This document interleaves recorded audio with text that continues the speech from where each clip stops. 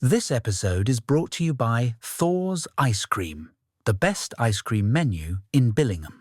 Find them at the rink on game days and pick from their range of amazing desserts, including the Biscoff brownie and the famous whippy trays, with a choice of amazing toppings.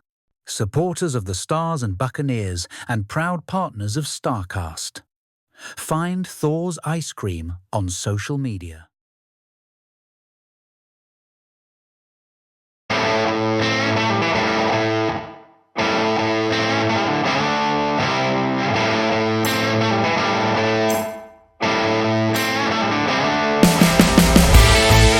This is STARCAST, the official podcast of the Billingham Stars.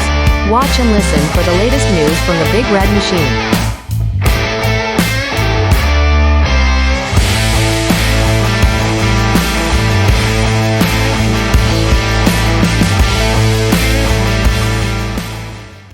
Hi everyone and welcome to the edition of STARCAST, the official podcast of the Billingham Town Council, Billingham Stars. And we've reached our season finale. I know there's a weekend or so of the domestic ice hockey still remaining for the NIHL and its associated divisions, but this is our season finale to talk all things Steel City Showdown and summer plans and all sorts of good stuff, ice cream and reminiscing and all sorts of things you could possibly talk of in the summer. I've got Carol and I've got Jono. Evening to you both. Thanks for jumping on and our season finale. We've reached the end of 25-26. We survived. Comes round quick. Yeah. Like we've been in the Winchester just waiting for it all to blow over, and it has. That's a proper reference, that, isn't it? For our younger viewers. I'm looking blank here, by the way, guys. Oh, how is Jono? Nope, not a reference I'm familiar with. Really? Really? Google is a friend at this point. I'll Google later. I'll do it on Facebook computer just in case. I know I've said at times this season when I've seen like 16-year-old sons of players I used to watch as a fan play hockey, how old I feel. Now that Jono doesn't know Shaun of the Dead, I am feeling like 107 years old. Oh, that's it. Right. Thanks for watching. This is it. Well, that's a start of the pod, isn't it? My giddy hand.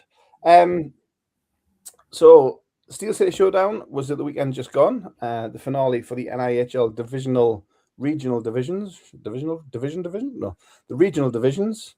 6 games across the weekend at Sheffield. More on that in a second.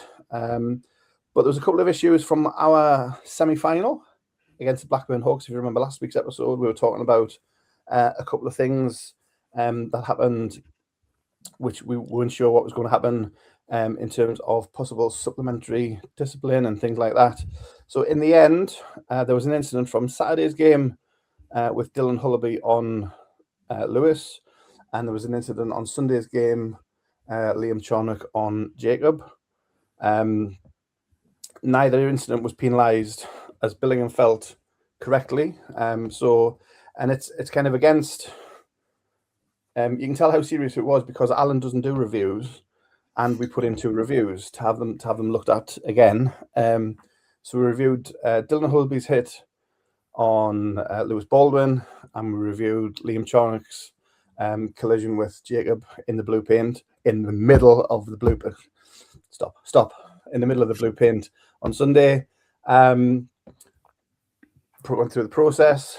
The Charnock one, when we saw the game footage, we knew it was a not risky review, but it was a tough review because it was right at the edge of the frame and it wasn't 100% clear on the official footage. And unfortunately, that's all the AIHA DOPs can go off, the official footage. So the Liam Charnock review was struck down. So nothing happened with Liam Charnock.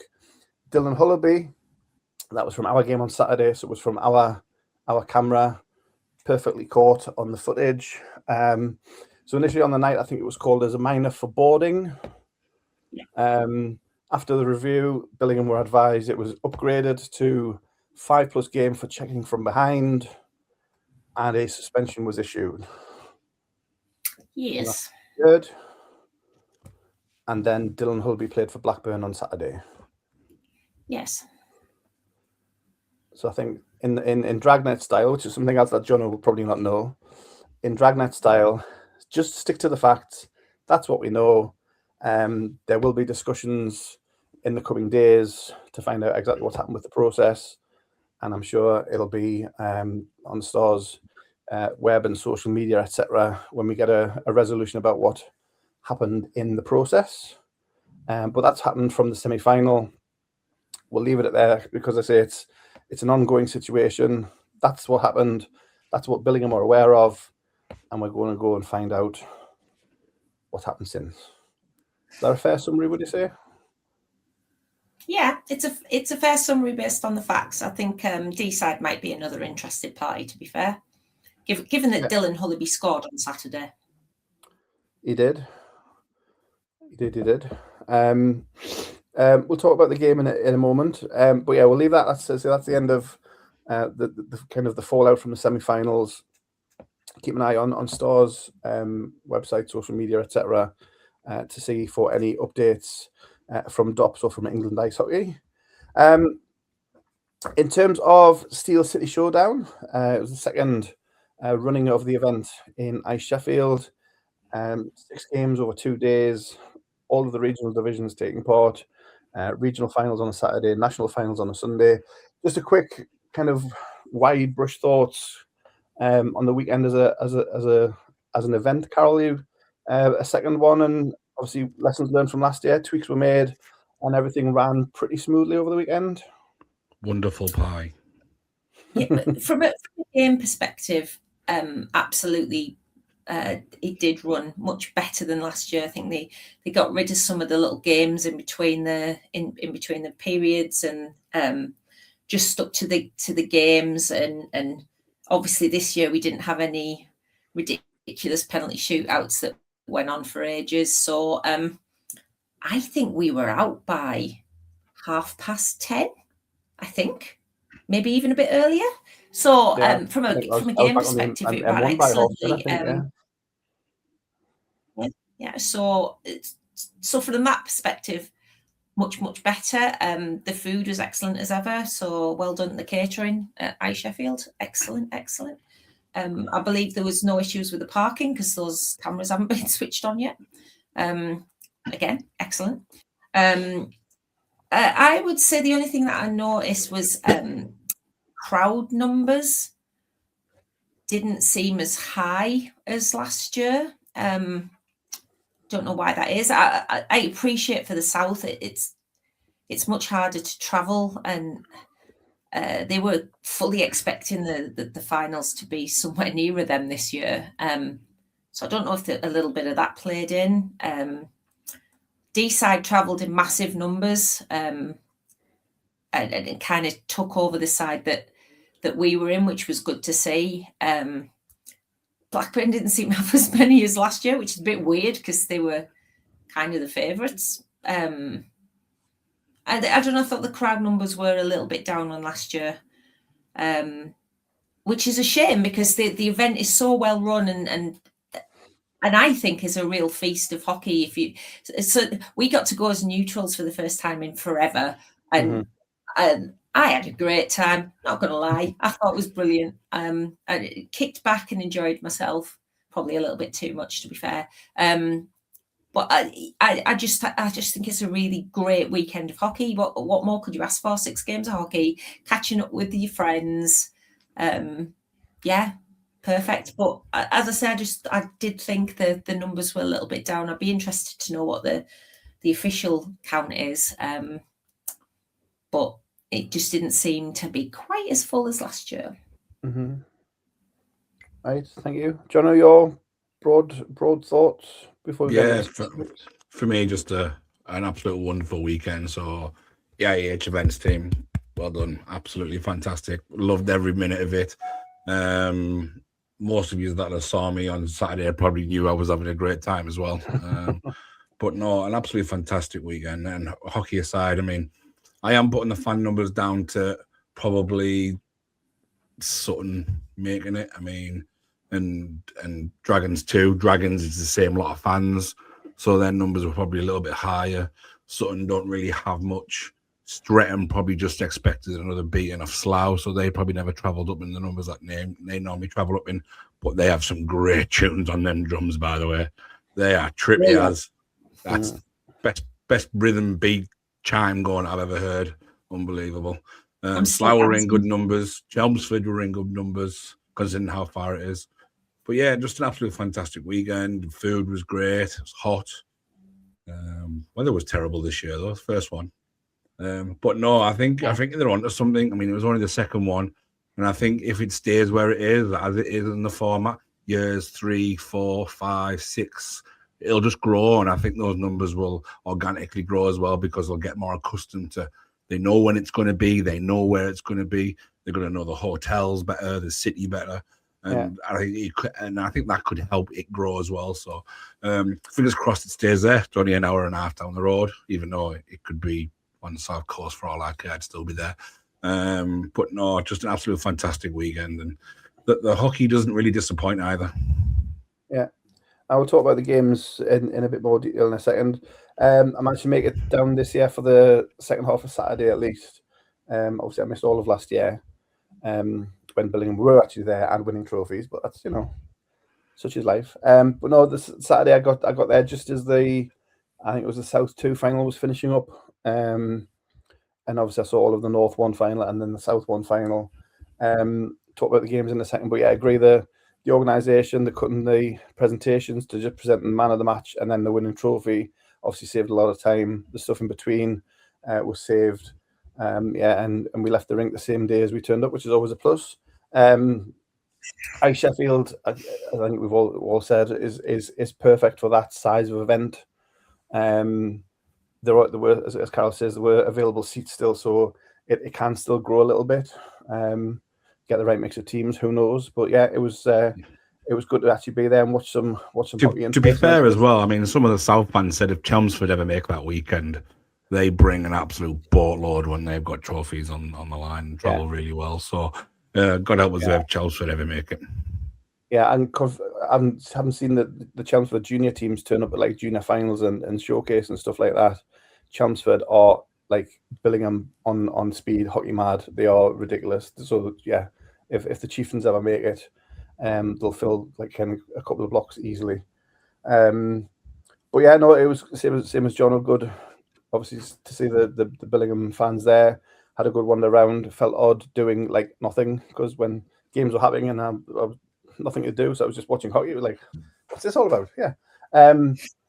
Having a chat with people, seeing some folks from all around the different clubs. So yeah, it was a good Saturday for me. And I say the catering stuff. Obviously, Carol had the pie on Saturday. Not for me, but I had the sausage in a bun, which is for scale. No, it was really good, and the queues were pretty good as well. Obviously, the bar. And then they had the mobile stations as well. So all told, I think lessons learned from year 1. And again, little tweaks for year 3. And as Jono says, it can build into a really fantastic event as well. As we're saying, Coventry celebrate 20 years. Obviously, that wasn't perfect to start with, and Coventry's taking time to perfect their weekend. So I'm sure Steel City could do the same thing and be a showcase for the regional and IHL divisions. So hats off to Danny and the events team. And all the volunteers who kind of made the event what it was. On the games itself, do you want to talk about our division first and then the other games as a side note? Or do you want to flip-flop and do the other games first and then finish with our game? You decide. Go in order of games if you want. Yeah, order of games. There you go. Right. So it is. So first up was the Division 2 North, 1 seed versus 6 seed. It was always going to be tough for the Dragons too, and so it proved 9-0 for the Sutton Sting. They complete the treble in Division 2 North. Obviously wasn't there for that one. So who wants to say about the North 2? As expected, Carol? I think so. And that's absolutely no disrespect whatsoever to D-side, but I think most of us before the game were expecting quite a comprehensive win for Sutton, and so it proved really. And that's on the back of a really good performance from the D side Netty. They're just too strong at the end of the day, and maybe D side had used up all that puck luck getting to the final in the first place, but they didn't get the bounces either. It was a tough game for them. But I think we have to be realistic and just give them all the credit in the world for getting there in the first place, because that was a massive achievement for them. Mm-hmm. And I'm sure they're nothing but proud about the way that they played on Saturday. Because as I said, I don't think anybody expected any different, and Sutton were far too strong, as they have been for most teams this season. No, I don't think you'll find a team more grateful to Telford for leaving the league than Sutton, because they've just left it wide open for them to win everything. So yeah, a very expected result, but I will pass on my congratulations to the D-Side 2 organisation for getting there in the first place. That's a massive achievement. And obviously well done to Sutton as well. You know, it's all well and good, the likes of us sitting here and saying you've got it easy now that Telford have left the league, but you still got to do it. And they've won the treble, so hats off to them as well. So a bit of a one-sided final, but in context that, yeah, you've got to give kudos to both teams, really. Perfect. Jono, same for you on Div 2 North? Yeah. I mean, it was never going to be an easy season for Sutton because of what was expected of them. Soon as Telford jumped up and left, it was going to be all about Sutton, and if anyone could spring a surprise, and no one really could. As for the Dragons, just a full-on developmental side, and they just, you could see it in them. I mean, I was speaking to Snip over the weekend, and the family have had to come back from a holiday because it kind of wasn't expected. So they were traveling down on different days. So and I think that was a few of them. They weren't expecting to get this far. They weren't expecting to get to the playoffs, and they've surprised themselves. So they've only got things to work on and things to improve, which is only going to help hockey in that town and for that organisation as a whole. So a big well done for not just getting past Coventry and Sheffield, but making the final at all. It'll be the first experience in that situation for a lot of them as well. So yeah, they'll come again. I mean, a lot of them will probably step up in a year or two's time anyway. But as for Sting, I mean, I'm not sure where they go from here now. They'll be expected to do the same again next year, or is it time the Glaspies step up and take that team with them and see what they can do in Division 1? I'm not quite sure. I'm not sure the depth is there in that team, but it's just, you just don't want the same thing happening again and again and again in that division. So very interesting to see where that division goes. But no, massive kudos to Sutton, because obviously big pressure on them to stick to win everything. When you're expected to win everything, it is hard. But they rose to the challenge and they did it. Yeah, because winning everything in your division, it's not for everyone, is it? And they had the pressure and they performed and did the business. So congrats to Sutton, Sting, and I say kudos to Dragons too. As you saw what happened with ourselves and the Bucks, they had their playoff success early doors, and obviously a lot of those players from season 1 playoffs are now playing for the Stars. So you would expect the same, as Jono says, same to happen in North Wales, and they'll make their way up to the senior team in due course. So I got the weekend off to a start there with Division 2 North. Went into Division 2 South, the one that caused all the delays last year. With a probably caused all the excitement last year as well. Yeah, 43-shot penalty shootout, or whatever it was. And Guildford party poopers made sure that didn't happen this year. Guildford Phoenix 12, Peterborough Phantoms 6. A less expected, but similarly one-sided scoreline, Carl.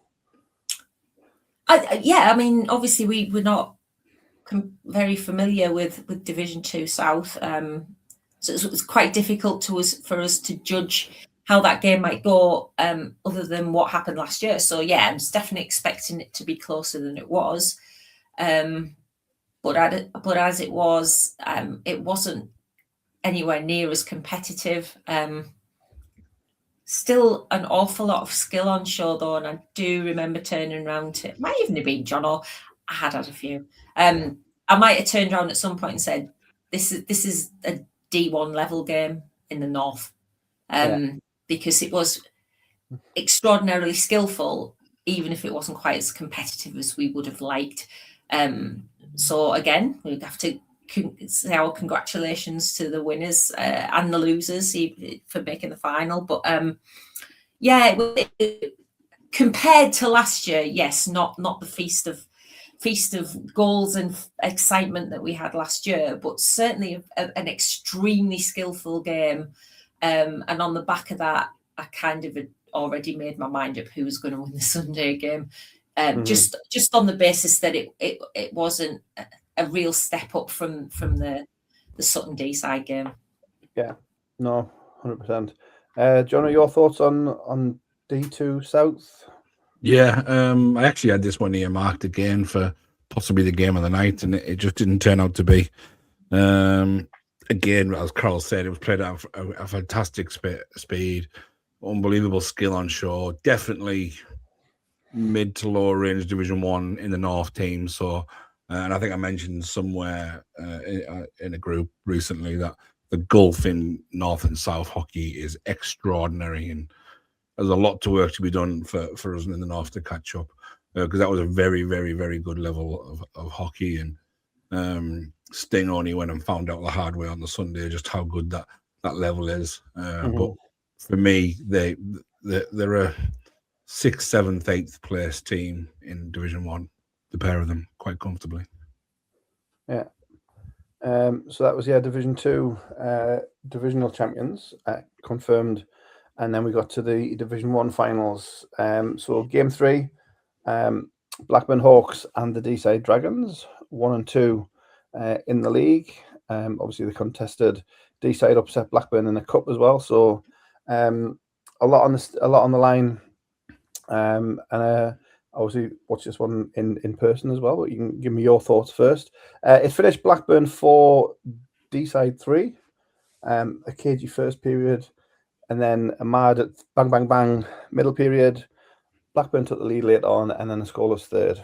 That's kind of the belt and braces. But how did you see it, Carol? I think that you could go by the period scores, and you get a really good impression of the game even if you haven't seen it. Cagey first for sure. A lot of feeling each other out, which I found a bit strange given, I mean, they've played each other how many times this season? But I did feel that first period was a little like they'd never played each other in years. But after that, when they both found their rhythm a little bit, I mean, I could go for every cliche under the sun here, but it certainly could have gone either way. They just, Blackburn, they grind you down. And I think that's what happened in the third period. I think D-side were clearly wanting to come out all guns blazing and putting the pressure on, and they weren't allowed to do that. And they just got more and more frustrated. So for me, I always say this, but you know, winners are winners for a reason. But yes, Blackburn came out on top. But I had nothing but mad respect for D-side for getting there. I mean, we've got we've been talking about them as the top two pretty much all season. I think we all pegged them as the top two at the beginning of the season as well. And the fact that both of them have managed to maintain the consistency and the play to get them there, they both deserve all that respect. Again, congratulations to both teams, and congratulations to Blackburn on lifting their second trophy. Yeah, indeed. Jono, the middle period, there was that spell where the kind of goals just went back and forth. And there was some really nice goals scored in that spell as well. And as Carol says, the the third, Blackburn just decided they weren't going to let anything else happen, and they shut the door, and DC just couldn't find a way through.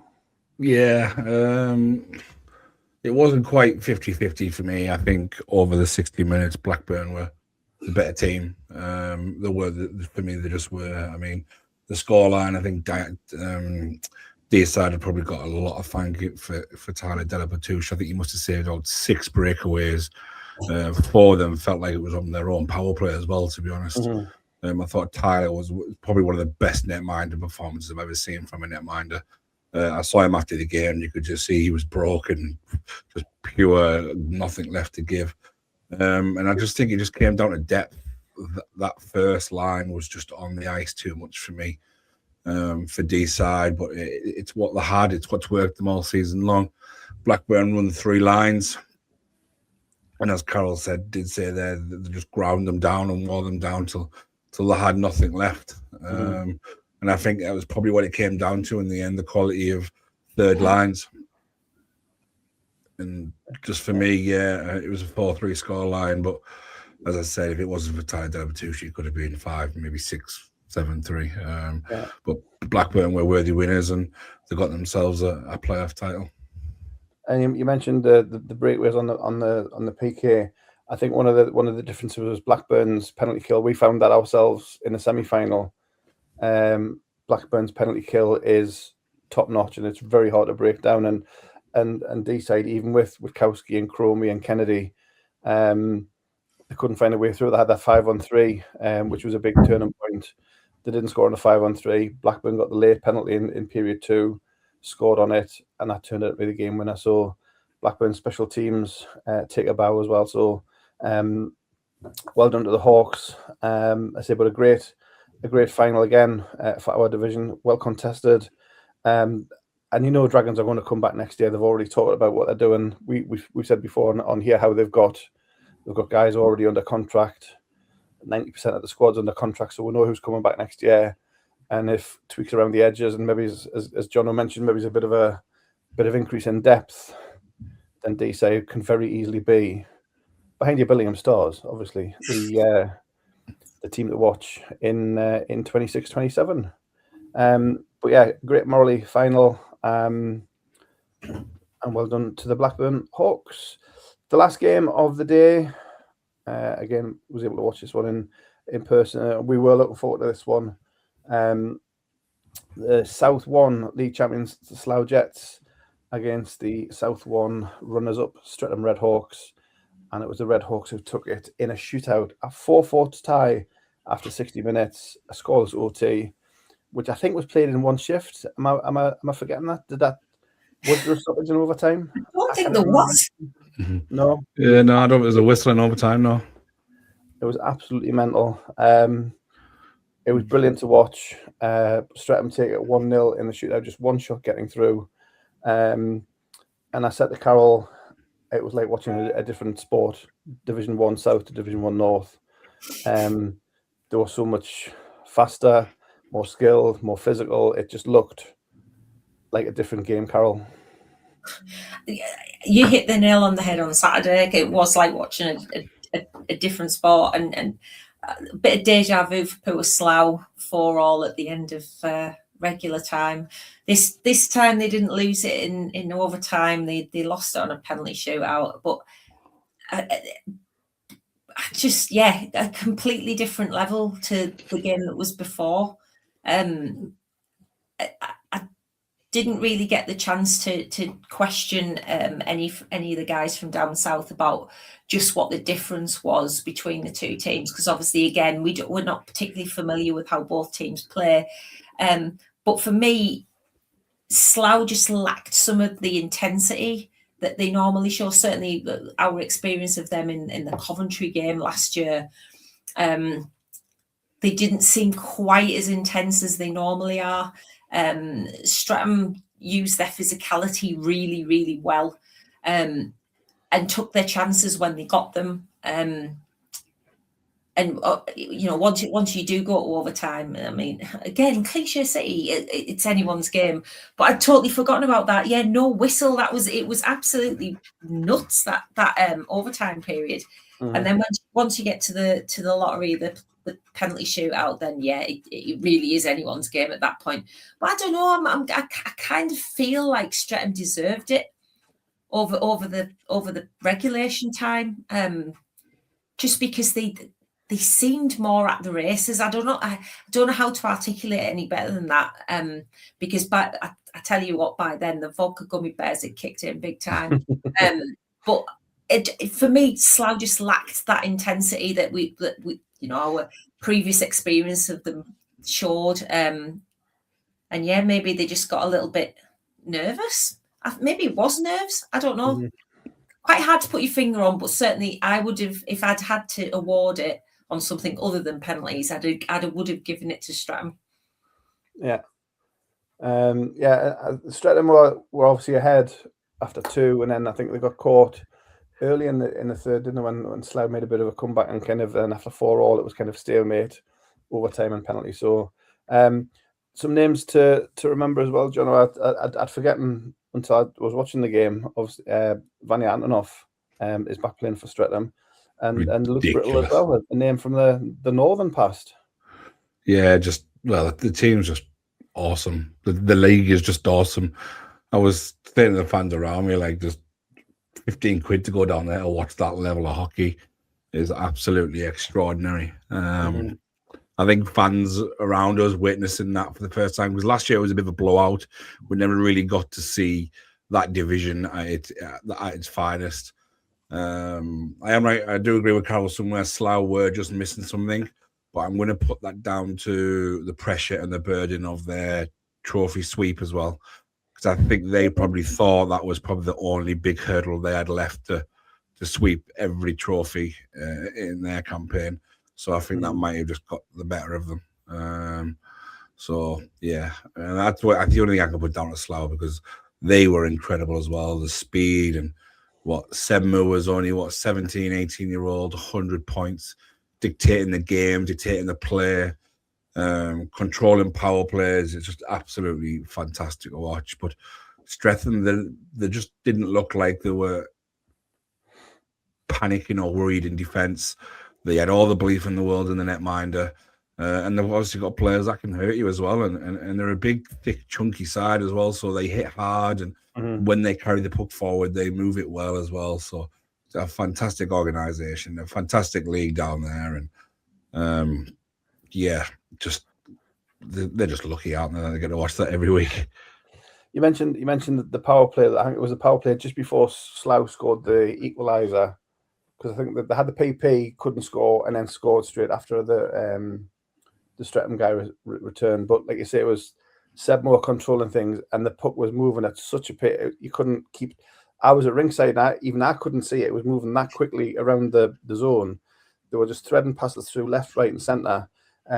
Brett Shepherd in the Streatham net. Kudos to him.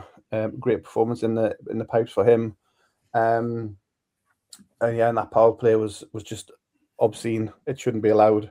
As it happened, it didn't score, and then scored straight afterwards. But yeah, it was just the speed and the skill on show from the top 2 teams in the south was well worth the entrance fee alone just for the weekend. It was brilliant to see. And congrats to Streatham, who take the Division 1 South playoff trophy, which set us up for the Sunday schedule. Do you want anything else on the Saturday game before we move on to Sunday? Yeah.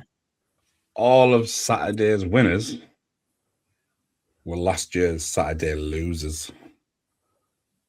So we went into loser Sunday? You can't say that.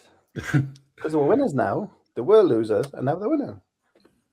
Right? So next year, it's going to be D-side 2, Peterborough. D-side 1. Yeah, you can see that happening. And Slough, yeah, well, that's a neat prediction, isn't it? Yeah. D-side and Slough winning Division 1 next year. Who would make such a thing? But yeah, no, good point. Didn't realise that. This episode is brought to you by Thor's Ice Cream, the best ice cream menu in Billingham. Find them at the rink on game days and pick from their range of amazing desserts, including the Biscoff brownie and the famous whippy trays, with a choice of amazing toppings. supporters of the Stars and Buccaneers and proud partners of STARCAST. Find Thor's ice cream on social media. So the Sunday then, as same as last year, it was the national playoff finals. The winners of the regional play each other. So Division 2 regional was the Sutton Sting and the Guildford Phoenix, and then the Division 1 regional national final, Blackburn Hawks and the Streatham Red Hawks. The Division 2 final first, Guildford Phoenix. Carolyn and Jono both said it. You suspected they would have too much, and so approved 6-1 to the Phoenix on Sunday, and they had the national title to their playoff crown. How did you see the Division 2 national, Carol? I think it went pretty much as we expected, to be honest. They just had far too much for Sutton. The golfing classes, especially at Division 2 level, is something else. And I don't know I don't know how they bridge that. I don't know if it is bridgeable. Is bridgeable a word? Possibly not. It is now. I've just said it. But yeah, I think from very early on, it was apparent that that they were just going to have far too much for Sutton. Didn't they score after something like 18 seconds or something? 12, I think it was. Yeah, it was and the puck went down into Guildford's end. Yeah, it was pretty quick. I'm not gonna diss Sutton at this point. I do think it's a league issue rather than individual teams. I just think the South 2 division is much stronger. I don't even think it's a league issue. I just think it's a geographical thing. Yeah, they're just stronger. Sutton didn't quite know how to deal with it because they've been used to running things their own way all year, and then they come up against a team like that. It's very difficult, really, to get into the right mindset. So, as expected, I think is my sum up. Perfect, though. Jono, Saturday, Sunday's first game for you? Yeah. I don't really want to beat down too much on Sutton. I mean, they turned up, they tried, and that's all you can ask. It should have been more, and it's hard to explain without really getting in on them, because they were just so good, they were so calm, and they knew themselves early on that they were the much bigger, better team, and I think Sutton knew very early on as well, like we can't play at their speed, we don't have what it takes to compete shift by shift, like even line by line. I mean, I don't change the lines up, nothing would have changed. I think Guildford very much played within themselves. It's just one of those things, like I said, there was just a golfing class, and that's all it is. I mean, well done to Sutton for getting there, but as long as this competition goes on, I can't see a North 2 winner on a national stage, I'm afraid, for a long, long time. Yeah. No, fair point. Well, the geography you mentioned, obviously, there's a lot more junior clubs in the south, so they have the players to pick from. So it's while there's that kind of disparity, the development tree is always going to be skewed towards the south, possibly. So how that's ever put right is way beyond our pay grade and the power of this podcast to discuss. But yeah, you're right. Sutton, national finalists, is absolutely no disgrace. They won everything on offer in their division. So hats off to them. And Guildford Phoenix, a lot of time for Milos, who obviously used to play for the Flames. He does a lot with the juniors. I've seen him at conference and showcase and stuff. And a name from the past as well. Stuart Potts, ex Durham, Sunderland, Newcastle. Done the full tour of the North East. I don't know if you ever played in Billingham. I don't know. No, I don't think so. Don't recall it, though. He's probably one of the few who didn't, Carol, as we talked about on Saturday. Probably. I mean, if Neil Lydiard played for Billingham, then anybody can. Everybody, yeah. I forgot to mention Neil Lydiard as well. We'll come back to him in a second. But yeah, so a little bit of a local connections. Potsy obviously played for Guildford when he left Newcastle. he stayed down there and obviously working with the juniors and the Phoenix as well. So great for them to have their development pathway succeed, and well done to them, national champions, and see what they can do when it comes to it next year. So that just left the one remaining game on Sunday. It was the Division 1 National Championships, and it was the North Blackburn Hawks against the South Streatham Redhawks. And for all we said, the possible disparity between the divisions, it was a 2-0 final for the Streatham Redhawks over Blackburn. So Streatham are the National Division 1 playoff champions. How did you see this one, Carol? I don't know if we do have any watchers in Blackburn, but I don't think that was as close as the scoreline suggests. I'm actually very surprised it was only 2-0. Again, the gulf between the Division 1 teams isn't quite the same, but I still do think it's there, and I think that was quite obvious on Sunday. 2-0 flattered Blackburn at the end of the day for me. But hey, they got there. They battled hard. They never gave up. They didn't drop their heads.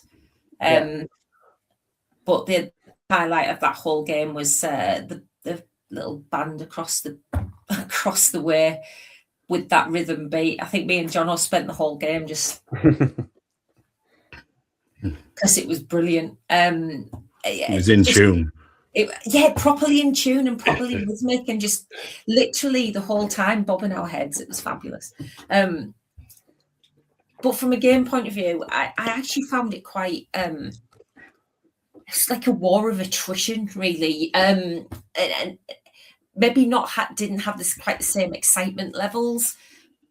But at the end of the day, Streatham full value for the win, and the trophy goes down south, and it is up to the north to try and get it back somehow next year. But for me, Streatham good value. Yeah. Thank you, Jono. Same for you. Same thoughts.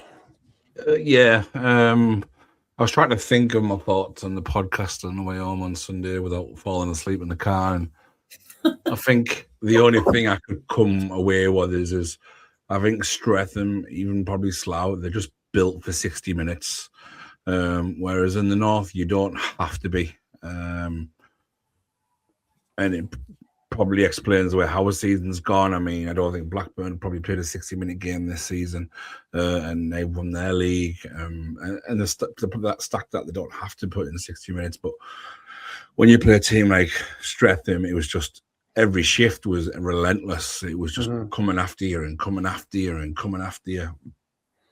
You could see within the first 5-10 minutes that Blackburn tried to stand up to it, and you could just see the energy and the look in their eyes just changing very, very quickly, going, I don't know if we're going to keep up with this. And they had that look of, they will slow down, won't they? They will stop. This will get easier.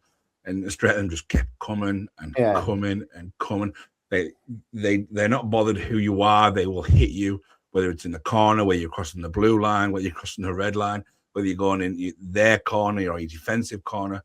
They just keep going, and it's an absolute epitome to their division, and what they've got to go on, what they've got going on down there. Because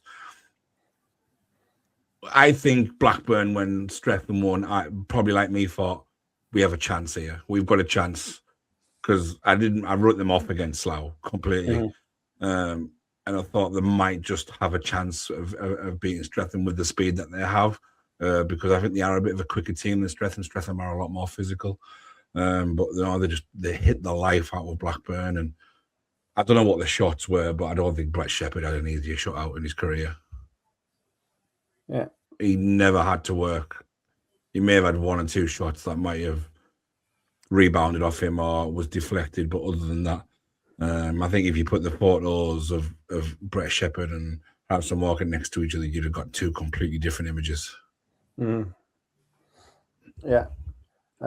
Congratulations to Streatham. Just one other thing from the game that I saw, obviously, was the little bout we had, Sami Zajac and Alan Lack thrown down and just swinging for the hell of it, and a nice little entertaining little bout.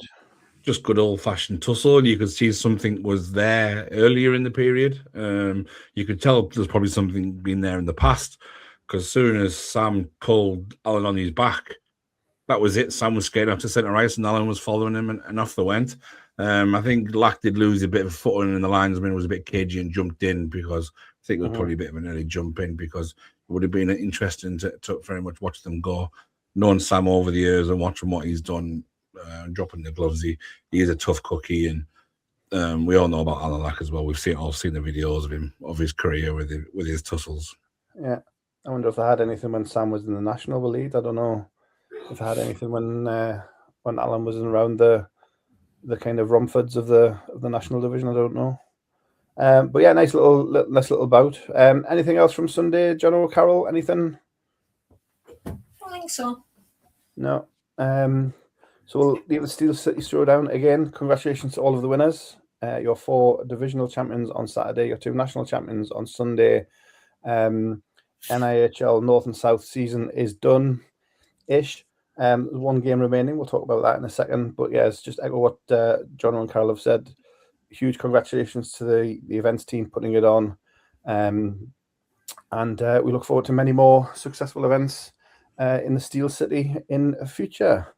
As we said at the top, it's our season finale. So just a bit of looking ahead, short term, bit of longer term, and other things happening as well. The next thing for your Billingham Stars presentation night, which is a week on Friday. Still some places left if you want to email Alan. The email address is on the poster on the social. It's alan@flavelwelding.co.uk. It's a 2-course core dinner, all the club presentations, and a chance to see the players before we kind of break for the summer and see your fellow fans and just talk hockey one last time. It's always a great night at the Syntonia Suites again in Billingham. So if you want one final hurrah, then drop in an email to Alan to book your place at that one. And then the other thing, it wouldn't be a podcast if we weren't selling tickets of some sort, Jono. The warm-up jerseys, the raffle is drawn this coming Friday, I believe. Yes, it will be drawn this week. So we'll put some details about that. There's a few tickets left, so if you do want one of these fabulous warm-up jerseys, it's still there, shining away in the office. If you do want one, get your tickets quickly. There's not many left at all, I am told. So you've got until Friday or some point on Friday, but we'll get the details stuck out on social media over the next couple of hours. I'm messaging Kay as we speak. And you can get in contact with the Supporters Club to buy your ticket for a chance to win one of the warm-up jerseys. As we keep saying, they are the only ones. There was no replicas. It was only the ones worn by the players on the ice in warm-ups all season. So a chance to a unique piece of Billingham hockey memorabilia. In terms of any other business, we watched a bit of junior hockey on Saturday, Carol, as well. The under-19s were in action on Pad 2, and they defeated Sheffield, which was a fun encounter to watch. But further down the age scale, Billingham Stars under-14s are league champions. Huge well done to the under-14s. They won in Coventry, I think it was it Sunday? Sunday. Certainly the weekend, they won that, which means they are the league champions. So congratulations, everybody, at the under-14s. Another good season from the juniors, all told. Representation, players for England, the girls team having its first season going from strength to strength. It's been great to watch the goings-on of the junior Stars as well. So well done to the under-14s. Well done to everybody at the junior club as well.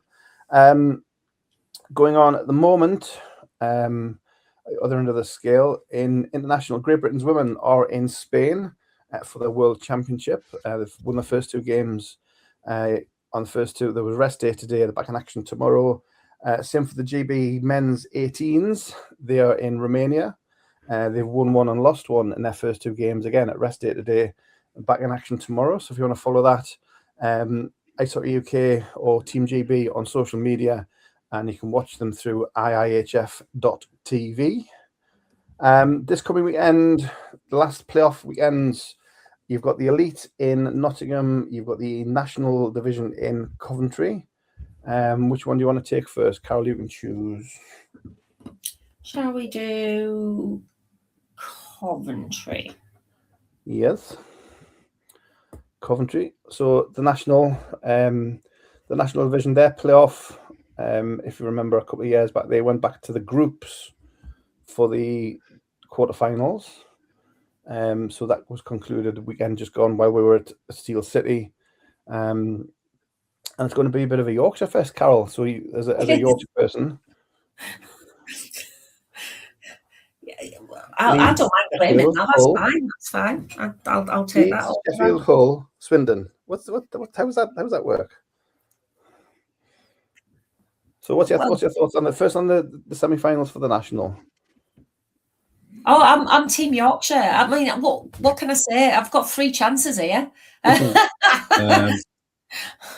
Former Stars player will lift the trophy. There you go. What can you say?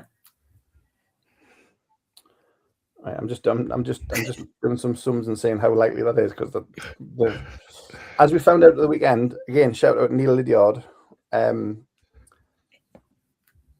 players, and by default now Stars players, because we've been around for a while, everywhere, it's just taken over. Everywhere we go. Yeah. So semi-final one is Leeds Knights versus the Sheffield Steel Dogs. That's 1:30 on Saturday. And then second semi in Coventry, 5:30, Swindon versus the Hull Seahawks. I mean, if I have to nail my colours to the mast, it'd have to be Leeds, because I'm from West Yorkshire. So if I need to do it that way, then Leeds Knights, obviously. But honestly, I'll just be cheering for anybody who's got an association with Billingham, which means I've got a bit more of a chance, haven't I, really? So just hoping to see a good showing from ex-Billogs everywhere. And Swindon, Aaron Nell's technically from Sunderland, so you can have that as well. I'm clutching at straws. We could have had... You are a bit. Aaron Nell could have been a Macam. Anyway... So Leeds, Sheffield, Swindon, Hull. Your thoughts, Jono, of the national division? Yeah, I think it's wide open. I'd like to see Ben or Tommy lift the trophy, but something just tells me Steel Dogs, to be honest. Mm-hmm. Yeah, they've had that kind of that run that you need in the playoffs to come at the form to come at the right time, haven't they? Yeah, and you just know when the big games came along this year, they turned up, and they've got some big players like CJ Garcia, Davy Phillips, Jono Phillips. So yeah, they've got a few guys who've been on the block and know how to win big games as well as win big games, and that's very important. I know Leeds will have Kieran Brown back and things like that, but I think just a feeling it'll be Steel Dogs, because I believe Ben O'Connor's still missing for Swindon, isn't he? So Leeds have played their trump card, though. They've gone double Braden, because Evans played the last couple of games. So it just shows you the talent of the two boys, doesn't it? That they're going to be running riot in the National League next year. Yeah. So that's something else to look out for. That's going to be fun to watch. Obviously, their final is on Sunday tea time. Before that, on Sunday lunchtime, the Division 1 League National Championships will be played, and one of the teams will be changing in a cardboard box, as we know. It's been us for 2 years. I don't know who gets the short straw this year. But it's Blackburn Hawks against Slough Jets, the two respective Division 1 League winners. They go head-to-head on Sunday afternoon. A quick thought on the Division 1 game. Obviously, we've said gulf between North and South in a one-off game. You still see the South prevailing, Carol? Yes. I think Jono said it earlier. When Streatham got through at the final on Sunday, I think most of us thought Blackburn might have half a chance at that one, but Slough, when they're on the game, I just don't think Slough were on the game last Saturday. But Slough on their game, I can't see anything other than another trophy heading south. We know what they're like after a game they've lost the week before. Yeah. Yeah. Indeed. So yeah, we'll see what happens. I say that's Sunday's lunchtime affair before the main course of the National Division playoff final. The other playoff final this weekend is in Nottingham. It's the Elite League playoff, and they had the straight quarterfinal two-legged tie thing. No groups in the Elite League, so straight shootout for the quarterfinals. And two teams sprung a surprise. The league champion Belfast Giants are not at playoff finals. They lost over two legs to the Glasgow Clan. And Nottingham Panthers will not be on their own ice. They lost. Both games went to a shootout, as it happened. Both ties went to a shootout after the second leg. And they lost to the Manchester Storm. So it is Sheffield, Cardiff, Manchester and Glasgow in Nottingham this weekend for the Elite League finals. Any thoughts on Elite League, Carol? Wide open for me. Wide open. Don't ask me to sit on any fences for this one. Who knows what's going to happen there? Apart from, might be a few spare tickets going. In the Nottingham block. The Belfast block. But basically, yeah. The Belfast fans will book travel as well, so they'll not give up on the weekend in Nottingham. So it'll be the locals. I think might skip out. I don't know. But yeah, those results just threw that competition wide open, as it should be. I mean, everyone will just go stock to Steelers and Cardiff being the two teams that kind of make it every year, and I think Cardiff have probably got Steelers' number this year. So if anything, they're probably heading to it favourites. But Steelers have been there and done it many a time. Aaron Fox is a great coach, but look at those other two, Glasgow Clan. They're going to be flying on to that weekend. They're going to be buzzing. The fans are going to be bouncing. So yeah, you know what? I hope it's one of the two smaller teams, just for hockey, for hockey. Or if not, Sheffield with their number 75. Just because, that wouldn't go amiss. That wouldn't go amiss. That would be nice. You might as well add to his. If one player could just win it on his own, that would be good. If Glasgow win, but Splack can still have a trophy, that would be nice. That'd be fine. Talking about Glasgow, just another AOB while I remember. Their announcer, Kevin McCoskrie, he's stepping down after 16 years with the Clan. He did it as a favour when the team was launched, just to help out, and ended doing it for 16 years. I managed to speak to him for a podcast project I did a couple of years ago, Voices of Hockey. I'll put a link in the show notes. Might as well plug my own stuff. Why not? But it was good. He's been through Ayr Scottish Eagles, and obviously Glasgow. And there was a game against Belfast, funnily enough, where he actually had a heart attack at the end of the game, but finished the game before going to the hospital. He's like, "Oh, I'm not well, but it's going to penalty shots. I'll just finish this," and then off he went. And he's on the operating table like an hour later, having a stent put in. That's the kind of thing the show must go on means to people like Kevin. Staying in Scottish hockey, congratulations on to Conor McNulty. He put another trophy in his bag. I mean, that lad just loves winning silverware. Yeah. So that's another trophy in for his cabinet. He's having a good couple of years. The Scottish Cup in Fife last weekend. And it's the Scottish playoff this weekend as well. So see if you can add another one with the Edinburgh Capitals. The lad can have back-to-back Grand Slams. Yeah. So he's the magic ingredient. Right, we need him back next year. Even on a, whatever, just sign a contract. Don't play, we'll have him on the team. That's fine. Any other business before we wrap up? our season finale. The NHL is rubbish. Hey, you finally come round to my way of thinking. Finally, it's rubbish. Yeah. At least we took All it to three of us game now 80. finally agree that the NHL is rubbish. But Well, no, their playoffs will be starting in a week. I think there's only 2 games left, so get ready for some mental hockey over there as well. Is the Caps confirmed out yet? Are they I still think got an outside chance? Philly just claimed it, didn't they? Did Philly claim it last night? I think so, yeah. I know they were clinging on for grim death, but it was never very likely. I didn't see any of the final scores out. Yep, Philly claimed it last night.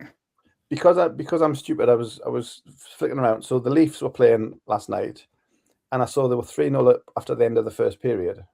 So I started listening to the second period because it was Joe Bowen's last game on the radio in Toronto. He was on me Voices Hockey as well. Plug. Dallas scored in the first 2 minutes of the second period, so I put it off, and I found out that Dallas equalized at 3-3. Then Toronto went 5-3 ahead, and then still managed to lose 6-5 in regulation because Leafs. Because Leafs. Well, it shows you how bad it shows you how bad the NHL is, because if you look at the league table, Detroit finished 14th and they're still eliminated when it's a 16-team tournament as the Stanley Cup playoffs. Yeah, the points. Something stupid like the points for the wild card teams in the East would win the Pacific Division in the West because it's mental. But it's all about the Leafs. It's all about finishing in the bottom 5 so we don't lose our first round pick next year. It's all. The tank is back on again for a pick. Thank you. It's going to Vancouver. That's enough NHL. Because yes, I agree. But once the playoffs start, then that's a different thing. Any other business? When do the fixtures come out? There's still a week to go. Let these other teams, because they're playing another week for some reason. Let them finish, and then we'll start getting for next season.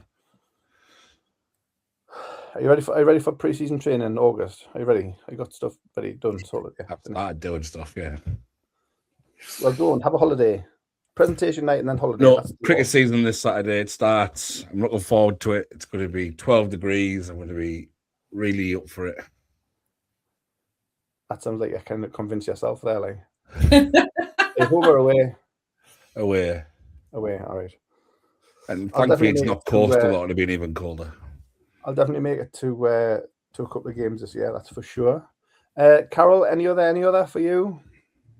No, just hopefully see quite a few people at presentation night, week on Friday. Yeah. Good luck to the teams playing at Coventry on the weekend. And hopefully we all have a lovely summer, but I give it 2 weeks before I'm missing hockey. So we'll see. We shall see. Actually, going back to Steel City Showdown, I'd like to apologise to all the teams' fans who might have tried Kay Dean's gummy bears. That was just not acceptable. Yeah, she kind of forgot the absorption bit. They were wild. Right. So was the distribution of the thing not as equal? Was it like worse as you went into them? They were kind of swimming. The bears were drowning. Oh, poor bears. Yeah. All right. I'm sure people didn't mind because they were getting gummy bears, so that's fine. It's what playoffs. It's what the playoffs are for. Plenty more converts this year to the Billingham playoff tradition of many years standing. Yeah. And as opposed to Grand Slams, gummy bears are for everyone. Gummy bears are we are non-judgmental, non-discriminatory. Gummy bears are for everyone. So that's it for season 2 of the STARCAST. Just remains for me to thank my lovely co-hosts throughout the season, Carol and Jono. We do talk some rubbish, to be fair, but it keeps us entertained, if nothing else. Thank you to everybody who's been on as a guest, willing or otherwise. It was great chatting with everybody from players, coaches, TV people, chief executives of governing bodies. We've had the full gamut here on STARCAST. So thank you to everybody who's joined us as a guest.